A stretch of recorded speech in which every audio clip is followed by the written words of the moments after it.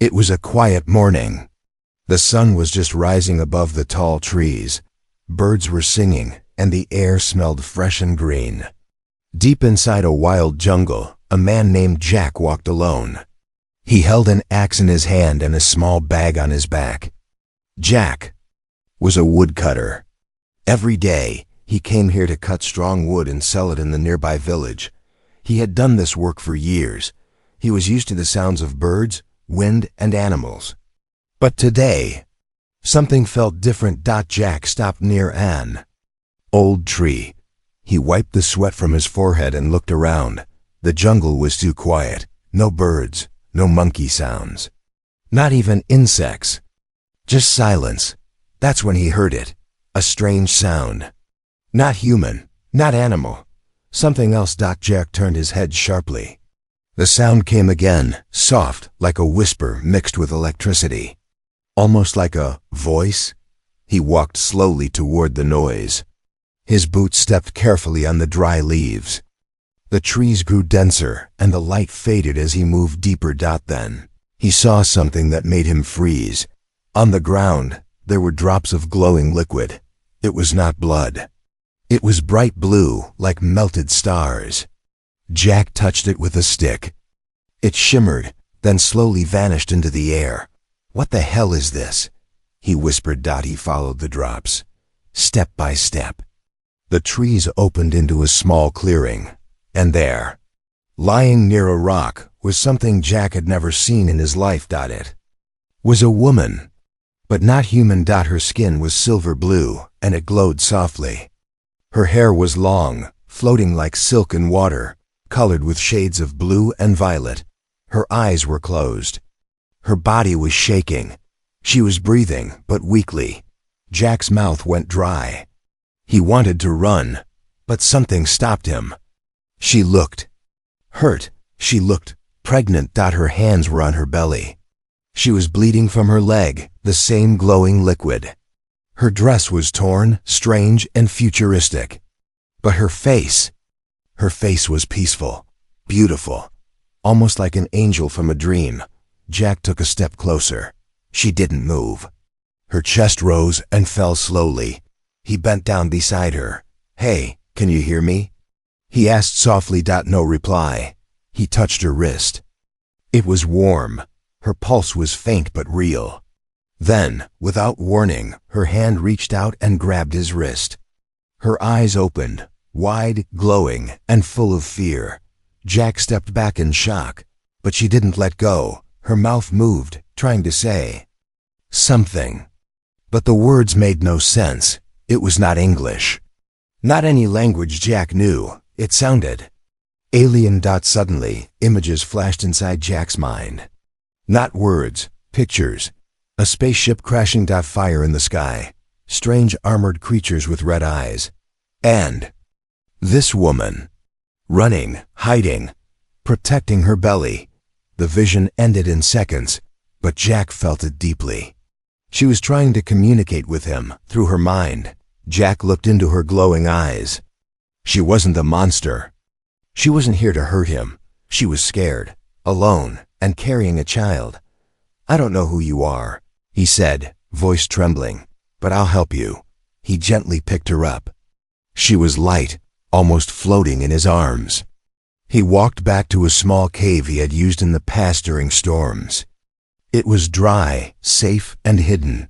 He laid her on a bed of dry leaves and covered her with his coat. She had passed out again. Jack lit a small fire and crushed some herbs. He cleaned her wound with water from his bottle and pressed the herbs gently to stop the glowing blood. Night was falling fast.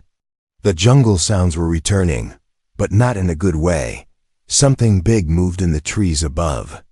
Jack looked up, his heart racing. The alien woman's belly glowed for a second. A strange symbol appeared on her skin. Then something else moved in the shadows. Watching them, and it wasn't human. The fire cracked softly in the cave. Outside, the jungle whispered in the dark. Jack sat near the entrance, holding a wooden spear. He couldn't sleep. His eyes kept looking at the strange woman lying behind him. She was glowing, even while sleeping. Her silver blue skin gave off a soft light, like moonlight trapped. In skin, she looked peaceful now. But earlier, she was shaking. Her face had shown pain, fear, and something else. A silent message Jack still couldn't forget. That vision, the crash. The hunters, the baby. He had no idea who she was, or what she was. But he knew one thing: she needed help. And somehow, she trusted him. Jack looked at her belly. The glowing mark had disappeared now, but he had seen it. A strange symbol. Like stars inside a circle. Suddenly she moved. She opened her eyes slowly, two glowing orbs full of emotion. Her lips parted. She tried to speak again, but it wasn't English. The sounds were soft, like music and whispers mixed together. Jack raised his hand gently. "It's okay, you're safe now." She stared at him, her body weak, but her eyes full of questions. Then, she lifted her hand and touched Jack's forehead. In that moment, Jack felt something again, a connection. But this time, it was stronger. Images rushed into his mind, faster than before. A small alien baby inside her. A broken ship, hidden not far from here. A group of tall, armored creatures, not friendly, not kind. And then, something strange, an image of Jack himself. Holding the baby, protecting it. Jack pulled back, breathing hard. She had seen him in her mind as a protector. Why him? He was just a woodcutter. Suddenly, a strange sound echoed through the jungle. It was low, mechanical, like a machine moving. Through the trees. Jack stood up and stepped outside the cave. The fire behind him flickered. The jungle air was thick and heavy. The moon above was full. He heard the sound again, closer. This time, it wasn't an animal. He looked up toward the trees. Red lights. Moving. Slowly. Scanning. Jack ducked quickly. His heart pounded. He wasn't alone, or something was searching the jungle. And they were looking for her.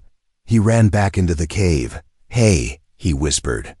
"We need to move." She tried to sit up, but she was too weak. Jack quickly packed his bag, poured water into a bottle, and wrapped her in a blanket. "I don't know what's going on," he said softly, "but I won't let them take you." He lifted her again, carefully, and left the cave. The glowing trees lit his path faintly. The sound behind him was growing louder. Jack didn't stop. He ran between trees, stepping over roots and under vines. The woman held onto him weakly, her hand on her belly. And then, it happened. A beam of red light hit a tree near him, slicing it in half. The tree crashed down. Jack fell to the ground, protecting her with his body. From the shadows, a tall figure stepped out. Not human. It wore black armor that shimmered like metal and bone. Its eyes glowed red. It had long arms and a weapon that looked like a cross between a gun and a blade. It didn't speak. It scanned Jack, then looked at the woman. She moaned softly, afraid. Jack stood between them. "Stay away," he shouted. Holding up his spear, the alien creature took a step forward. Suddenly, the woman raised her hand. A pulse of blue light shot from her fingers, hitting the ground in front of the creature. It stopped, confused. The trees nearby began to shake. Something old was waking up in the jungle. Vines moved on their own. The earth trembled.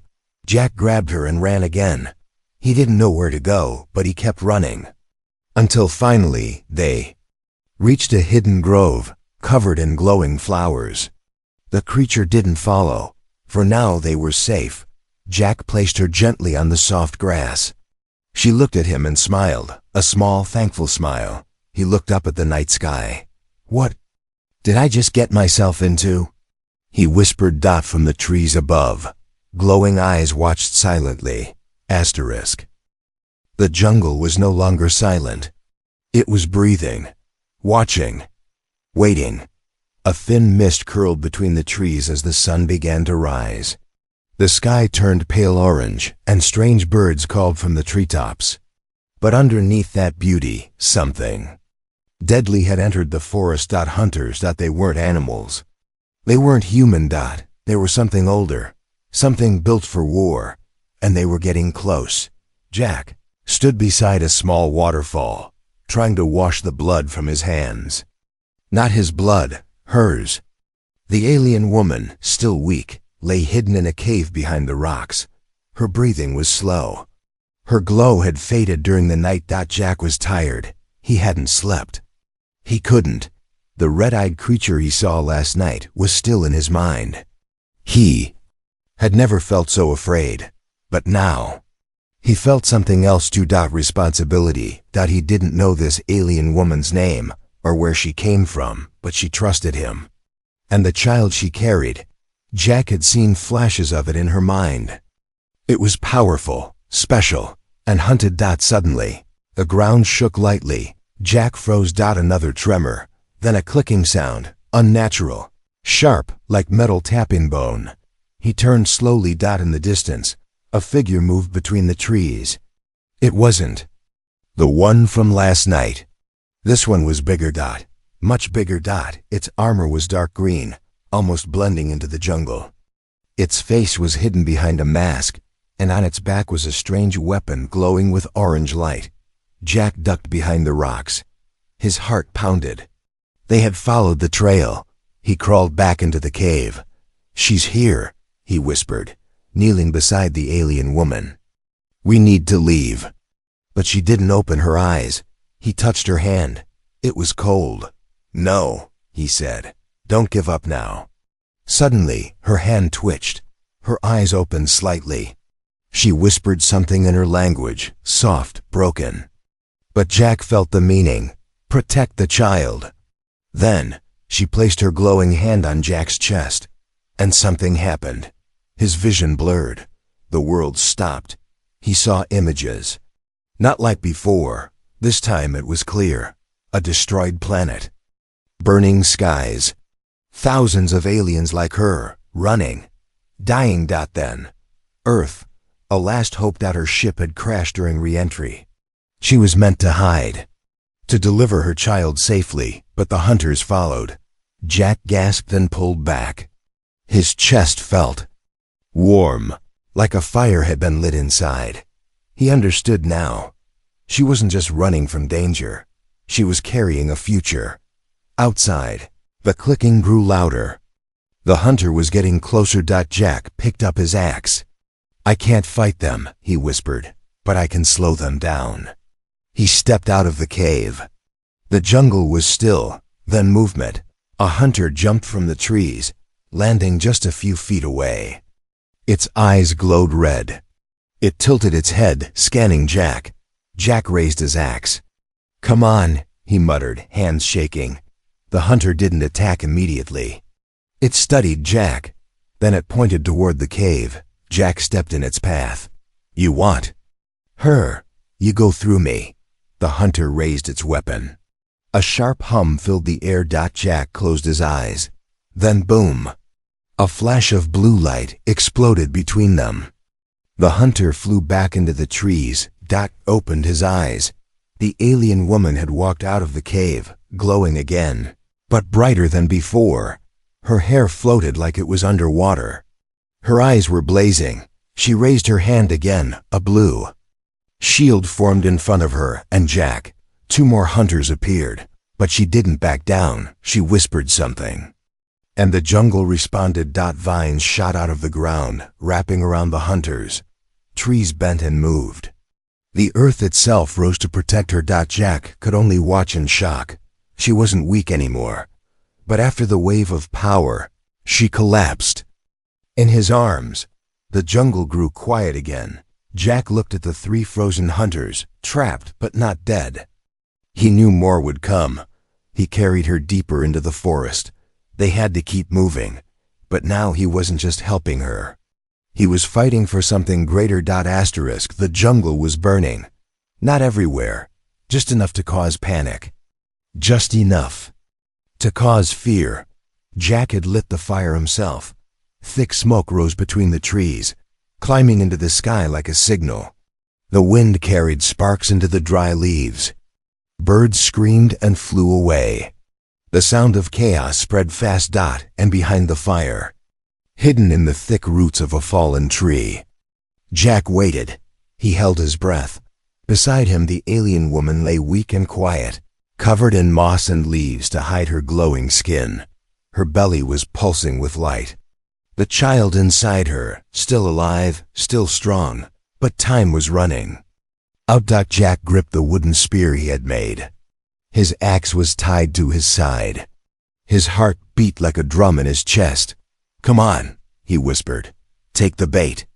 And then he heard it. The hunters were here. 3 of them stepped through the smoke, tall, armored, deadly.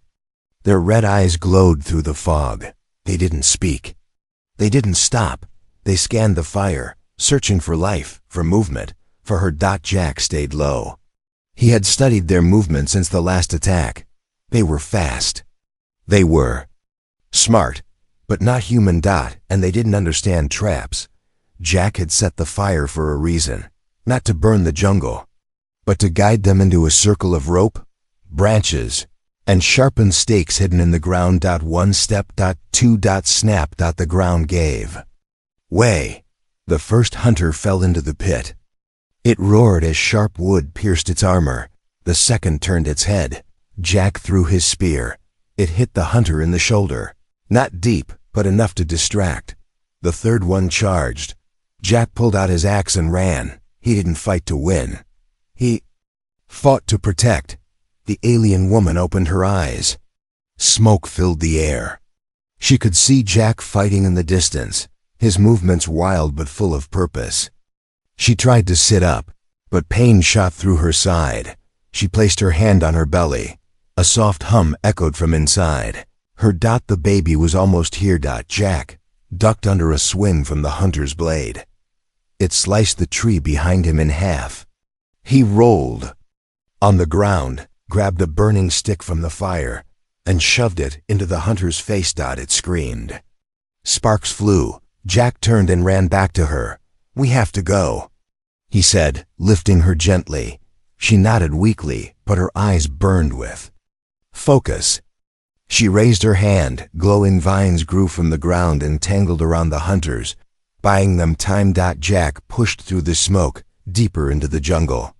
Trees blurred past. His arms burned from carrying her, but he didn't stop. He saw a cliff ahead. Below it, a river, wild and rushing. He looked back, red eyes in the smoke. They were still following. He didn't think. He jumped. The fall wasn't long, but it felt like forever. Jack held her tightly as they splashed into the cold water. The current pulled them fast. Rocks passed dangerously close, but they were alive. He grabbed onto a log and floated until the river slowed. He pulled her onto the muddy shore. They lay there for a moment, coughing, gasping, breathing. Then she spoke, for the first time, in broken English. "You protect me," she said. Jack looked at her, surprised. "You can speak?" She nodded. "Learned from you." Jack smiled for the first time in days. "Then tell me your name." She paused. "Elara." He repeated it softly. "Elara." She looked at him with glowing eyes. "Child is close." Jack looked at her stomach. The glow was getting brighter. Her body trembled. And in that moment, Jack knew he wasn't just running anymore. He was part of something bigger. A rescue, a mission, a war. Asterisk. The stars were still out. Above the trees, the sky was dark and wide. The jungle had grown silent again, but not from fear, from anticipation. Something ancient, something powerful, was about to be born. Jack sat beside Elara under a crooked tree. The river behind them was calm now, but the memory of the escape still echoed in his chest. His shirt was torn. His hands were bruised, but he didn't care. Elara was breathing hard. Her body shook. Her hands gripped her belly. The glowing light inside her was now brighter than ever, pulsing with slow waves like a heartbeat. "It's time," she whispered, her voice thin. Jack looked into her eyes. "What do I do? Tell me." She smiled. Weakly, "Be here." Jack had seen births before, animal births on farms, even helped a neighbor deliver a baby once. But this was different. The ground under them began to glow. The plants around her responded to her pain. The vines pulsed with light. Flowers opened and closed like they were breathing. The jungle was alive and it was helping her. Alara gritted her teeth. Her body twisted with pain. But there was no screaming, only light, and silence out above them. Clouds moved unnaturally. Something was watching. A ship, hidden behind a thick layer of clouds, stayed still, invisible to most eyes, but its energy reached downward. It felt the pulse of the child, and waited. Back in the clearing, Jack did his best to hold Alara's hand. Her skin felt like warm metal, smooth and soft. He wiped the sweat from her forehead, whispered calm words, though he didn't know if they helped. Then, suddenly, the glow turned white, brilliant, blinding. Jack closed his eyes. For a moment, everything stopped. No sound. No wind, no thought, just light. And then, a new cry. Jack opened his eyes. Alara lay still, her chest rising slowly. In her arms, she held a small child, not quite human, not fully alien. The baby had soft blue skin, small glowing eyes, and hair like silver thread. But what shocked Jack the most was the feeling. He could feel the child's presence. Like a soft voice in his mind, without words. Just warmth, curiosity, connection. Alara smiled. "She is safe." Jack stared at the child. "She's beautiful." Alara nodded. "Half of me. Half of this world." Jack blinked. "Wait. How is that possible?" Alara looked at him. "You touched the source. When I shared my vision, it changed the path." Jack couldn't speak. His mind spun with questions, but none of them mattered now. The baby reached out. Her tiny fingers touched Jack's chest, and he felt it again. A flash. A vision. Stars exploding. A throne of energy. A dark enemy rising. And this child, glowing, leading, uniting two worlds. Jack gasped and pulled back. "Alara, what is she?" Alara looked at the baby, her eyes filled with quiet power. "She is the bridge." Suddenly, a loud sound. The sky rumbled. Jack looked up. The clouds were swirling now. Lights blinked through them. A ship was descending. Alara's face changed, not in fear, but in understanding. "They found us," she said. "Hunters?" Jack asked, picking up his axe. "No," she whispered. "The ones who sent me." "The ones who sent her." The ship was massive, silent and silver, shaped like a crescent moon. It floated above the trees, pushing the wind down with invisible force. A beam of soft white light shone onto the jungle floor. Alara tried to stand, but stumbled. Jack caught her. "You're too weak," she nodded. "You must carry her." Jack hesitated. He had fought for her, protected her, held her child in his arms, but now, something more was rising in his heart. Love, duty, destiny. He took the child gently. Alara looked at him one last time. "She knows you. She chose you." Jack stepped into the light. The air around him shimmered. He felt no fear, only purpose. The air above the jungle had changed. It no longer smelled like trees and soil. It smelled like static, like stars. Like something ancient had returned to a world that had forgotten it. Jack stood inside a glowing beam of white light, holding the newborn child, part alien, part something else. Part him. The ship above him made no sound, but he could feel it. It wasn't just metal and machines. It felt alive, like it was watching him, testing him, judging him. Behind him, Alara stood weak but proud, her silver blue skin glowing and soft. Pulses. She looked up at the sky and whispered something Jack couldn't understand, but he felt the meaning. "They are here." The light pulled Jack and the baby gently upward. No pain, no wind. Just motion, smooth and slow, like floating through a dream. The jungle disappeared below Dot inside the ship. Everything was silver and soft. The walls curved like inside a living shell. Lights blinked in patterns Jack couldn't read. But somehow, the baby could. Dot in his arms. The child raised her tiny hand. Her fingers glowed faintly, and the lights responded, like stars dancing just for her. Jack looked around. Where are we? A soft voice answered, not from a person, but from the ship itself. Welcome, Guardian. Jack blinked. Guardian? Yes, the voice said. The child chose you. They moved down a glowing hallway. No footsteps. Just light guiding their way. At the end of the corridor was a large room filled with floating shapes, beings, made of light and energy, standing in circles, watching him. They weren't fully solid. Not fully there, but they were powerful. And old. One of them stepped forward. Its form slowly shifted into something close to human, though still glowing from within. You carry the air, it said in a voice that sounded like music and thunder. At once, Jack nodded slowly. Her name is, I don't know. She will choose her name soon, the being replied. But she has already chosen you, another being spoke. The hunters will return. Stronger, they know the child was born. They will not stop. Jack stepped closer, holding the child tightly. Then what do we do? The lights around the room flickered.